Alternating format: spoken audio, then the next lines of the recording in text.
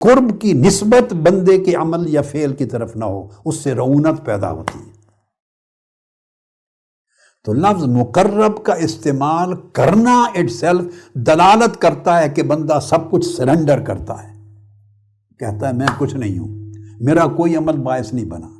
تو سب سے پہلے بندہ سرنڈر کر دیتا ہے، اور خود کو اللہ کے حضور سرنڈر کرنا کہ کسی چیز کو، نیکی کو اون نہ کرنا، کسی چیز کا سبب اپنی طرف منسوب نہ کرنا، اس ٹائٹل کو بھی اپنے پاس سے ہٹا دینا کہ میں قریب ہوں۔ کسی بندے کو اجازت نہیں کہے میں قریب ہوں، نہ کسی اللہ کے بندے نے کہا۔ یہ اللہ کا حق ہے، وہ جس کو قرب سے نوازتا ہے اس کے لیے مفعول کا صیغہ دیتا ہے کہ یہ مقرب ہے، اس کو قرب عطا کر دیا گیا، اس کو قربت سے نواز دیا گیا۔ اور یہ جو نقطہ ہے یہ ادب ہے۔ میں نے دیکھا ہے اور آپ کو نچوڑ بتا رہا ہوں، سارے اعمال فائدہ دیتے ہیں، مگر قرب الہی کی طرف جو سفر ہے اس کی ابتدا ادب سے ہوتی ہے۔ ادب جیسا کوئی عمل نہیں جو قرب الہی کی طرف لے جائے۔ قرب کا پہلا دروازہ ادب ہے۔ بولیے، کہیے اپنی زبان، قرب کا پہلا دروازہ ادب ہے، اور سری طریق، سری سفر ادب طے کرواتا ہے قرب الہی کی طرف۔ یہاں سورہ اعراف میں اور ایک اور مقام پر قرآن مجید میں آتا ہے، مشہور واقعہ ہے فرعون کا اور موسیٰ علیہ السلام کا۔ اس میں وہ جادوگروں کو جب بلایا گیا، موسیٰ علیہ السلام کو معاذ اللہ شکست دینے کے خیال سے، فرعون چونکہ پریشان تھا، اس نے پورے ملک کے چوٹی کے جادوگروں کو بلایا۔ جب سارے جادوگر آ گئے تو فرعون نے ان سے ایگریمنٹ کیا کہ تم اپنے جادو کا سکہ جما دو اور ایسا جادو چلاؤ کہ حضرت موسیٰ علیہ السلام کے لیے کہا کہ یہ شکست کھا جائیں اور شکست کھا کے یہاں سے نکل جائیں، ان کو چھوڑ کے جانا پڑے، بھاگ جائیں۔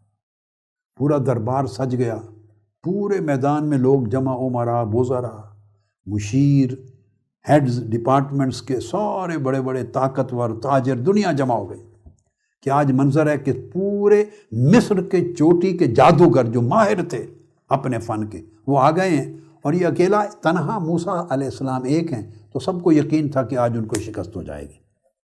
اب یہ جو خاص بات بتانا چاہتا ہوں اس میں سے ایک نقطہ، جادو کا میدان سجنے سے پہلے جادوگروں نے فرعون سے پوچھا کہ اگر آپ نے ہمیں بلایا ہے، ہم تو پروفیشنل لوگ ہیں، ہمارا تو پروفیشن ہے، اگر ہم جادو کریں اور کامیاب ہو جائیں تو ہمیں اس کی اجرت کیا ملے گی، ہماری پیمنٹ کیا ہوگی،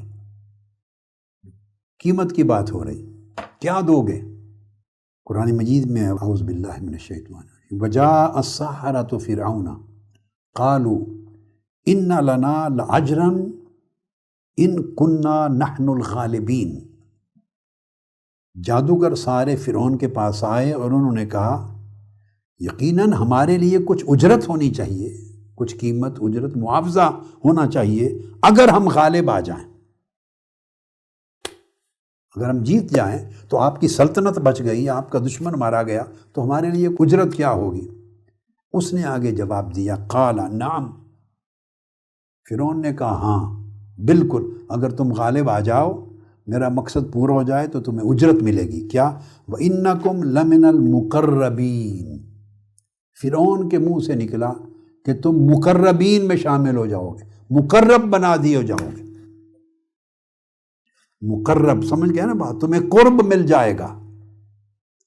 اب قرآن مجید کے الفاظ میں اللہ پاک نے آگے یہ تصریح نہیں کی، اس نے یہ نہیں کہا کہ میرے مقرب بن جاؤ گے، میرے دربار میں تمہیں اتنا قرب مل جائے گا، یہ اگلا لفظ نہیں بولا۔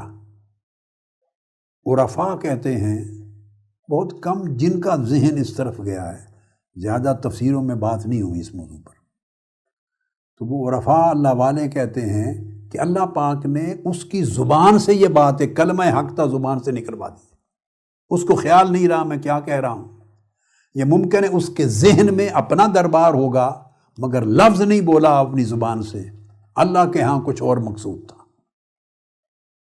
تو اس نے کہا کہ ہاں تم مقربین میں سے ہو جاؤ گے، مقرب ہو جاؤ گے، ایگریمنٹ ہو گیا۔ اس کے بعد میدان میں آ گئے آمنے سامنے۔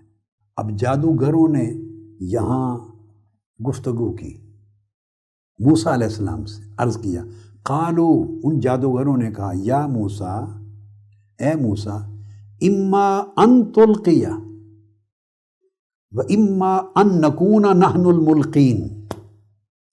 جادوگروں نے کہا، اے حضرت موسیٰ، یا تو آپ جو چیز ڈالنا چاہتے ہیں یا آپ ڈالیں، آپ آغاز کریں،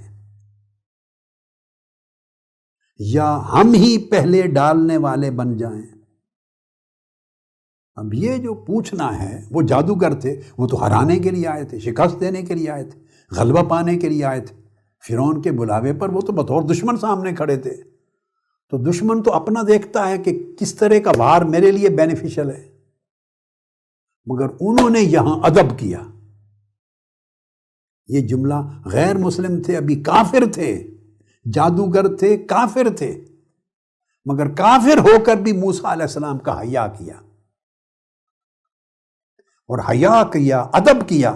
اس حیا اور ادب میں پروٹوکول کا خیال کیا، پروٹوکول کا، ان کے بڑے ہونے کا خیال کیا۔ آپ جو بھی معنی لے لیں، ان کے بڑے ہونے کا خیال کیا، بزرگ ہونے کا خیال کیا، ادب کیا، حیا کیا، اور ان سے پوچھا، کیا آپ پہلے ڈالتے ہیں جو چیز بھی آپ نے ڈالنی ہے؟ اور اگر آپ نہیں ڈالتے تو پھر کہا ان نکون نحن الملقین، یہ بھی نہیں کہا کہ پھر ہم ڈالتے ہیں، نہ، کہا یا آپ اپنی چیز ڈالیں، اور پھر یوں نہیں کہا یا پھر اگر آپ نہیں ڈالتے تو ہم ڈالیں، ہم ڈالیں، یہ نہیں کہا، کہا یا ہم پہلے ڈالنے والوں میں ہو جائیں، ہم پہلے ڈالنے والے بن جائیں، ہم پہلے ڈالنے والے بن جائیں۔ یہ اس بات کی طرف اشارہ تھا کہ پھر مجبوراً ہمیں ڈالنا ہوگا اپنی اپنی چیزوں کو، یا آپ پہلے ڈال دیں۔ تو ان کو جو آفر کی کہ پہل آپ کریں، یہ ان کا حیا اور ادب تھا۔ اس ادب اور حیا کے نتیجے میں وہ شکست کھا گئے مگر مومن ہو گئے۔ اللہ پاک نے ان کو ایمان کی دولت سے نوازا۔ قال القوا، موسیٰ علیہ السلام نے فرمایا تم ڈالو جو ڈالنا چاہتے ہو اپنی رسیاں۔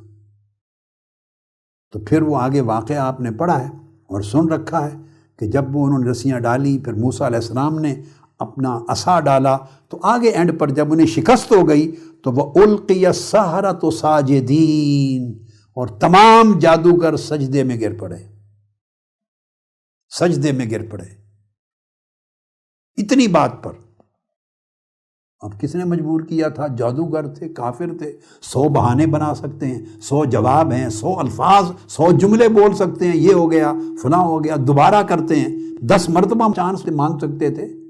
ایسے ایک سیکنڈ میں ایک ہی وار پہ تھوڑا کوئی شکست مانتا ہے، 10 راؤنڈ کھیلتے ہیں، سب کچھ کر سکتے تھے، مگر جو ہی اس پہلے وار میں ان کی رسیاں وہ نگل گیا موسیٰ علیہ السلام کا جو عصا تھا، القی السحرۃ ساجدین، قرآن کہتا ہے وہ سب سجدے میں گر پڑے۔ جب سجدے میں گر پڑے تو قرآن مجید کی ایک آیت کریمہ میں سجدے کا ذکر ہے، میں آیت نہیں پڑھوں گا، اس میں سجدہ تلاوت ہے، ترجمہ بتا دیتا ہوں۔ قرآن کہتا ہے کہ سجدہ کر اے بندے، سجدہ کر اور میرے قریب ہو جا۔ یہ قرآن کی آیت ہے۔ سجدے کا بڑا تعلق ہے قرب الہی کے ساتھ۔ جو بندہ جتنی زیادہ سجدہ ریزی کرتا ہے اس کے لیے قرب الہی کے دروازے اتنے کھلتے اور قرب اتنا آسان ہوتا ہے۔ سجدہ جڑا ہوا ہے بارگاہ قربت الہیہ کے ساتھ، سجدہ کر قریب ہوگا۔ اب دیکھیے یہاں قرآن مجید نے لفظ چنا ہے اور ان سے کروایا، ورنہ ویسے ہینڈز اپ کر دیتے، کہتے کہ ہم مان گئے، ایمان لے آتے ہیں، نہیں، سجدے میں گر گئے۔ ان کو سجدہ کرنا کس نے سکھایا تھا؟ سجدے میں گر گئے، اور تو جب گرے اور قالوا آمنا برب العالمین رب موسیٰ و ہارون، ہم سارے جہانوں کے رب پر ایمان لے آئے، وہ جو موسیٰ اور ہارون کا رب ہے۔ پھر فرعون ان کے ساتھ مخاطب ہوا کہ تمہیں مار دوں گا، ہاتھ پاؤں کاٹ دوں گا، پھانسی دے دوں گا، وغیرہ وغیرہ۔ مگر اب یہاں سے جو نقطہ بتانا چاہتا ہوں، وہ کون سا عمل تھا جس نے ایک لمحہ میں ان کافر جادوگروں کو مومن بنا دیا؟ وہ ان کا ادب تھا، ادب نے ان کی قسمت بدل دی، تقدیر بدل دی۔ شکست ہونے کے بعد تو بندہ اور زیادہ اکھڑتا ہے، شکست تو مانتا کوئی نہیں دنیا میں، شکست ہونے کے بعد تو اور غصے میں آتا ہے اور جلال میں آتا ہے، پھر تیاری کرتا ہے۔ تو وہ ایک پہلی شکست پر سجدے میں گر کر کے ایمان لائیں، یہ دراصل نعمت تھی جو اللہ نے پہلے ہی فرعون کے منہ سے یہ لفظ نکلوا دیا تھا اور کہہ دیا تھا کہ وَإِنَّكُمْ لَمِنَ الْمُقَرَّبِينَ، تم مقربین میں سے ہو جاؤ گے۔ سو جادو کی شکست نے انہیں اللہ کا مقرب بنا دیا، مومن بنا دیا۔ اور یہ صرف جس عمل نے انہیں اس درجے تک پہنچایا وہ عمل ادب تھا۔ تو سن لیں، پہلا نقطہ یہ واضح ہوا، جیسے میں نے بتایا کہ مختلف عوامل ہیں، عناصر ہیں، جن عناصر سے اسباب جنم لیتے ہیں اور گزرگاہ بنا کے دل میں پہنچتے ہیں اور حجابات قائم ہوتے ہیں، اور وہ حجابات بندے کی اللہ سے دوری کا باعث بنتے ہیں۔ اب اس کے برعکس میں نے کہا وہ پہلا عنصر جو راستہ کھولتا ہے اور حجاب اٹھاتا ہے اور اللہ کے قرب کا باعث بنتا ہے یا قرب کی طرف لے جاتا، وہ ادب ہے۔ سب سے پہلے نئی ویڈیوز کو حاصل کرنے کے لیے شیخ الاسلام ڈاکٹر محمد طاہر القادری کے آفیشیل یوٹیوب چینل کو سبسکرائب کریں اور بیل آئیکن کلک کریں۔